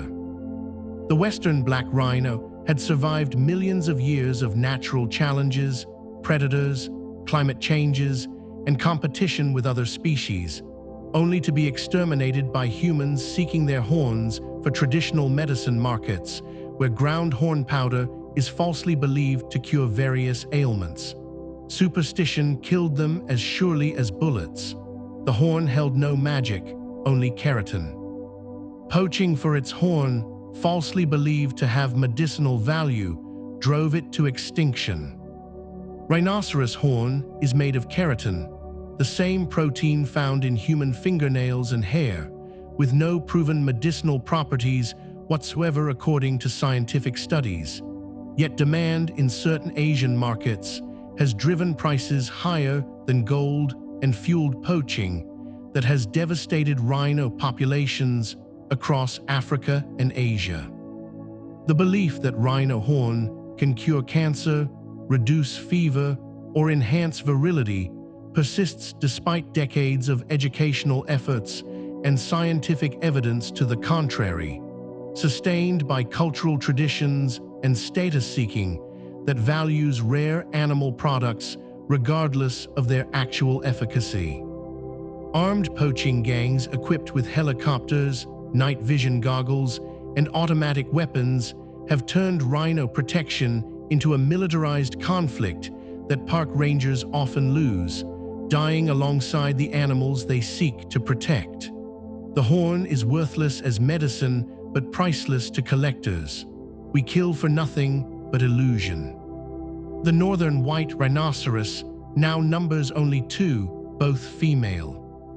Najin and Fatu, a mother and daughter pair living under armed guard at Kenya's Ol Pejeta Conservancy, are the last northern white rhinoceroses on Earth, watched over 24 hours a day by rangers with orders to shoot poachers on sight to protect these final representatives of their subspecies. Sudan, the last male northern white rhino, died in March 2018 after years of declining health, taking with him any hope of natural reproduction and leaving only his preserved genetic material to offer potential salvation through assisted reproduction technologies. The 2 surviving females cannot carry pregnancies to term due to health issues, making them essentially caretakers of a lineage that will not continue through normal biological means, no matter how carefully they are protected. 2 individuals remain from millions that once existed. The loneliest animals on Earth wait for science to perform a miracle. Scientists are attempting to save the species using preserved cells and assisted reproduction.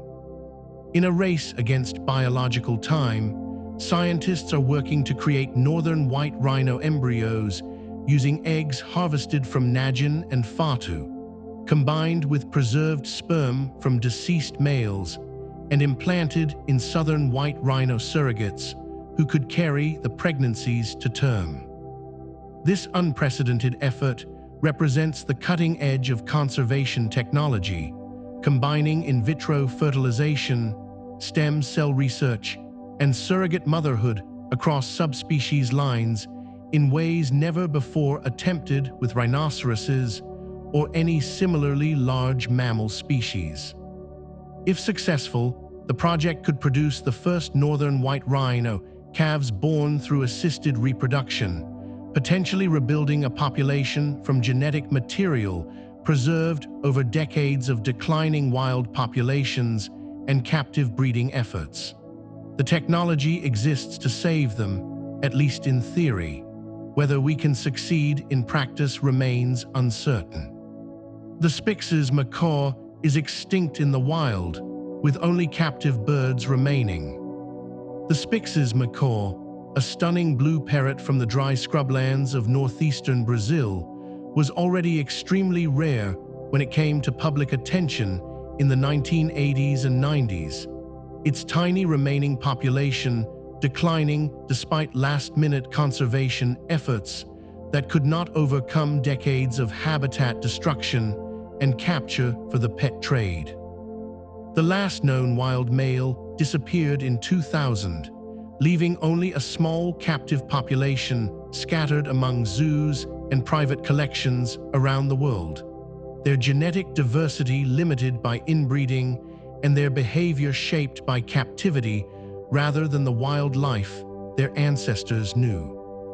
Breeding programs are slowly increasing numbers, with tentative releases back into protected habitat beginning in recent years, as conservationists attempt to establish a self-sustaining wild population for the first time in over 2 decades.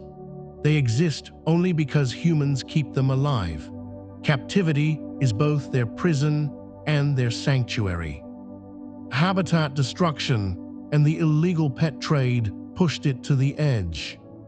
The Caatinga, a unique dry forest ecosystem found only in northeastern Brazil, has been largely cleared for agriculture and development over the past century, destroying the specialized habitat that Spix's macaws needed to survive and leaving them nowhere to nest, feed, or raise their young successfully. The bird's striking beauty and increasing rarity made them irresistible to wealthy collectors willing to pay enormous sums for illegally captured specimens, creating financial incentives that overwhelmed any conservation efforts and accelerated the species' decline far beyond what habitat loss alone would have caused. Each bird removed from the wild reduced the breeding population further, creating a destructive cycle where rarity increased value, which increased capture pressure, which increased rarity in a spiral that ended with extinction in the wild. Human desire consumed them twice over. First, we took their home, then we took them. Let these names and stories drift gently through your awareness. You do not need to remember them all. Just rest and let yourself be carried by the rhythm of these quiet words. The vaquita is the world's rarest marine mammal, with fewer than 10 individuals left. Swimming in a tiny corner of the northern Gulf of California, off Mexico's Baja Peninsula, the vaquita is a small porpoise that most people have never heard of despite being the most endangered marine mammal on Earth. Its population hovering at the edge of extinction despite decades of conservation efforts. These shy, elusive creatures were only described by science in 1958, discovered just as their population was already beginning its catastrophic decline from entanglement in fishing nets set for other species in the same waters. Each passing year brings fewer confirmed sightings, with some surveys finding only a handful of individuals where once there were hundreds, and many scientists fear we are watching the final chapter of yet another extinction unfold in real time. The vaquita may vanish before most people learn its name. Time is running out.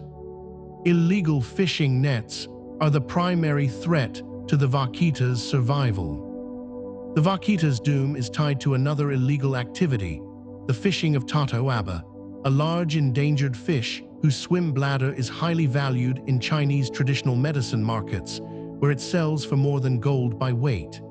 Gillnets set to catch taotaoba also trap and drown vaquitas, who surface to breathe and become entangled in the fine mesh that is invisible to their echolocation.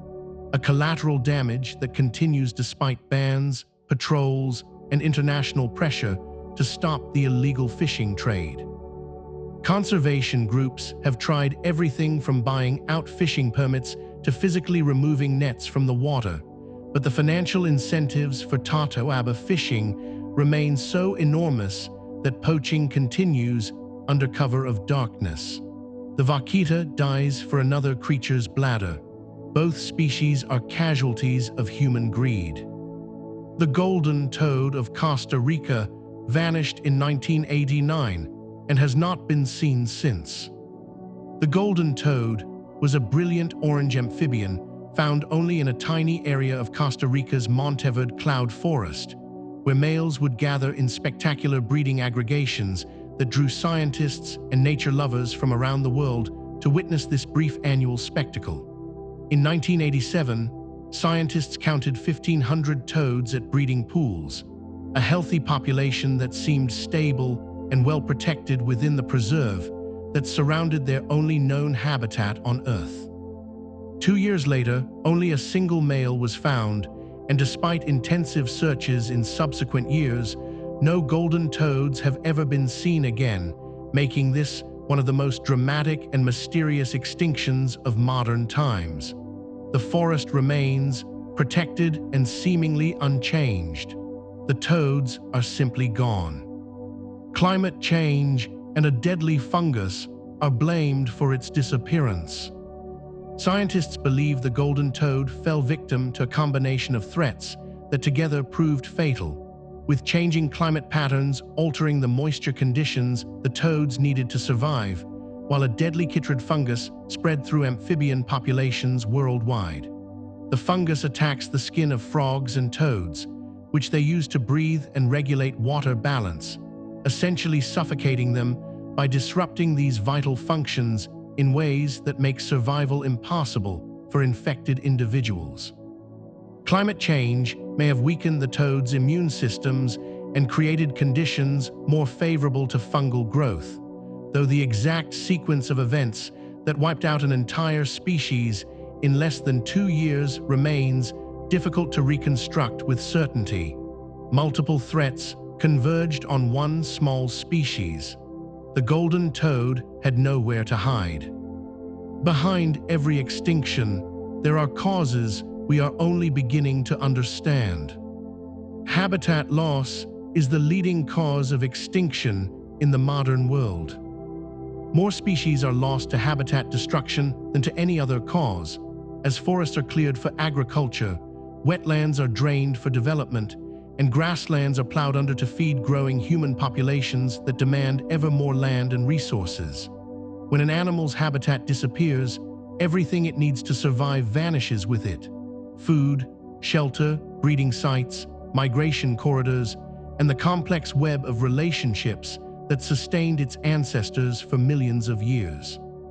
Some species can adapt to modified habitats or find refuge in protected areas, but many cannot, their specific requirements leaving them no options when bulldozers arrive to transform their world. We measure progress in acres cleared and buildings erected. Nature measures loss in species erased forever. Invasive species have devastated native wildlife on islands around the world. Island species, having evolved without exposure to the predators and competitors found on continental landmasses, are particularly vulnerable to introduced species that arrive with human colonists and hitchhike on ships and planes to places they could never have reached on their own. Rats, cats, pigs, and mongoose have consumed their way through island faunas, eating eggs, chicks, and adult birds that had evolved no defenses against such efficient hunters because no such threats existed in their evolutionary history. The damage continues today, with invasive species established on most of the world's inhabited islands and many uninhabited ones as well, their populations difficult or impossible to eradicate once established. Islands became evolutionary laboratories over millions of years. Humans turned them into killing grounds. Climate change is pushing species beyond the limits of their natural range. As global temperatures rise, the conditions that species evolve to thrive within are shifting geographically, moving toward the poles and up mountainsides faster than many creatures can follow, leaving them stranded in increasingly hostile environments. Species that cannot move quickly enough or that have nowhere left to go are being squeezed into smaller and smaller refuges, their populations isolated and declining as suitable habitat shrinks around them like a slowly tightening noose. The pace of current climate change exceeds anything most species have experienced in their evolutionary history, leaving no time for the gradual adaptation that allowed their ancestors to survive previous shifts in Earth's climate. The world they evolved for is disappearing. Many will not survive the transition. Pollution, from pesticides to plastics, silently weakens populations over time. Unlike dramatic habitat destruction or obvious hunting pressure, pollution often kills invisibly, accumulating in tissues and ecosystems over years or decades before its effects become apparent in declining birth rates, weakened immune systems, and sudden population crashes.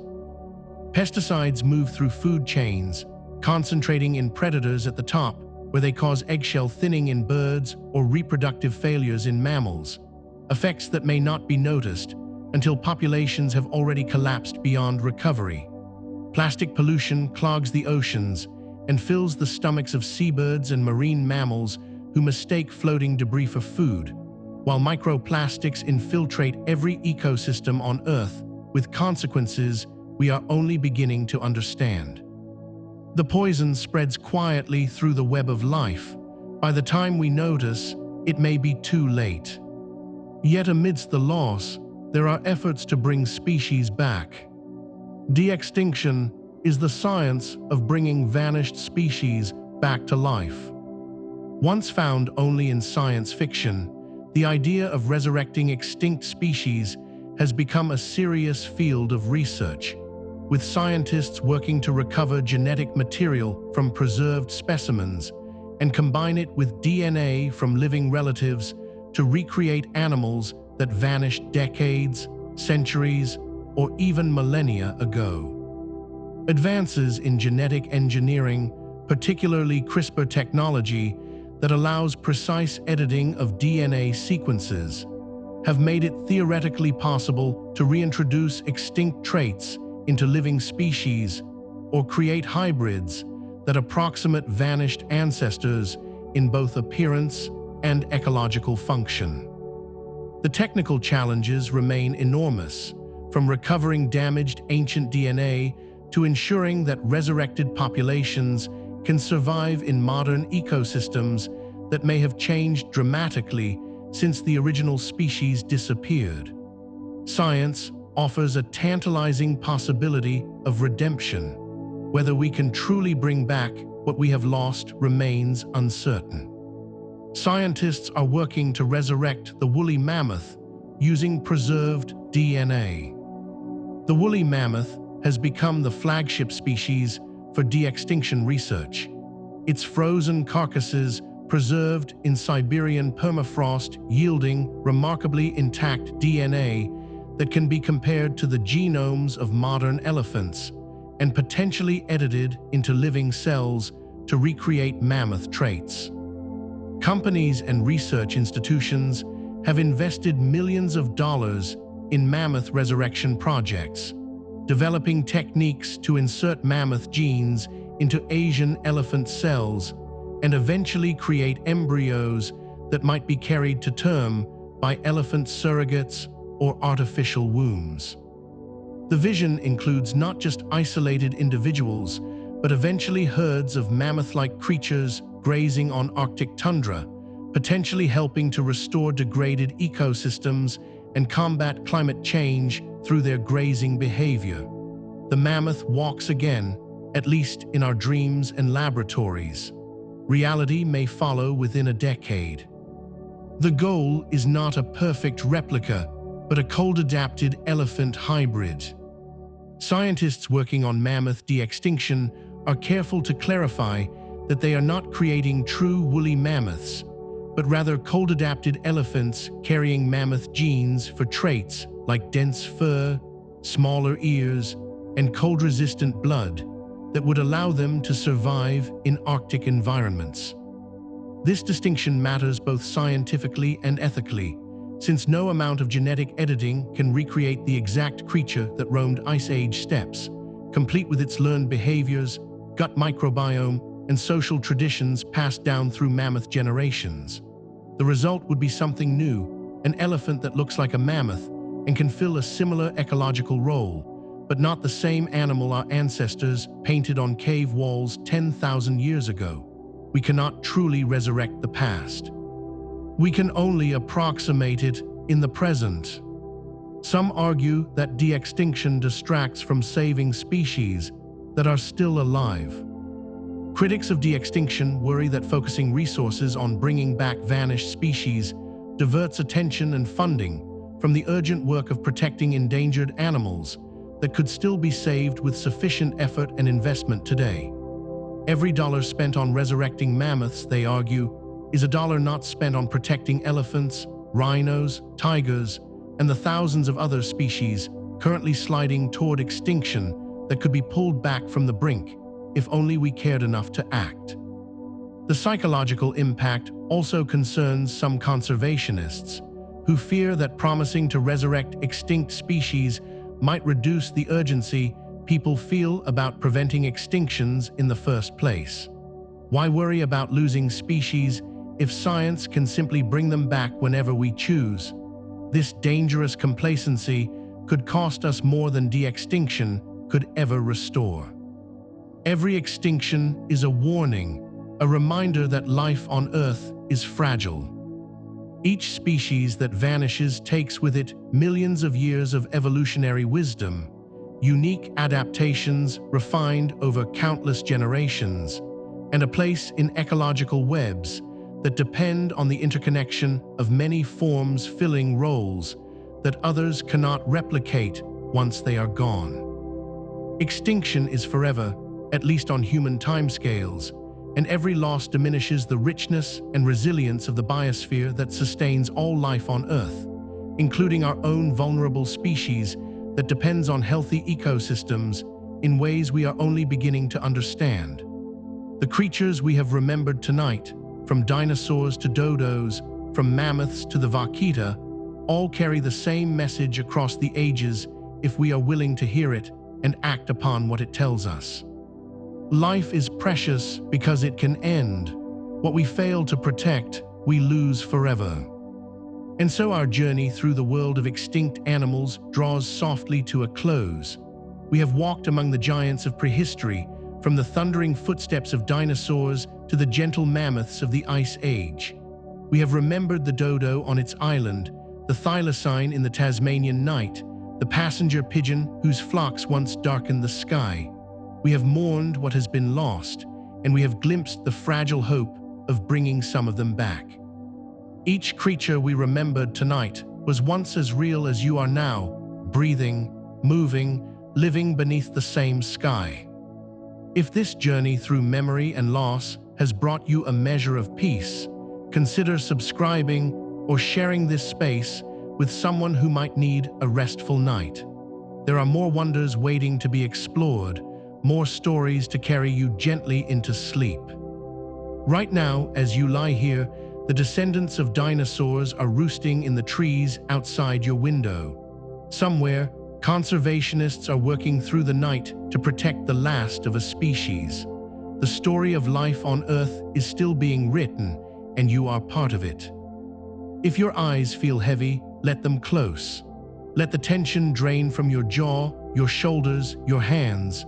Breathe slowly and deeply, as if each breath were honoring the creatures who once drew the same air into their lungs. Let your body grow heavier and allow yourself to drift. Tonight, as you sleep, the earth continues to turn. Somewhere, a rare bird is calling in the darkness. Somewhere, a seed is waiting to grow in a forest that nearly vanished. The story of extinction is also a story of survival, of resilience, of the stubborn persistence of life. You are a small, warm presence within this ancient story, peacefully resting among the wonders. Sleep well, sweet dreams, and may you carry with you the quiet knowledge that every creature matters, that every life lost leaves an echo, and that remembering is itself a form of protection. This has been Drowsy Discovery. Good night.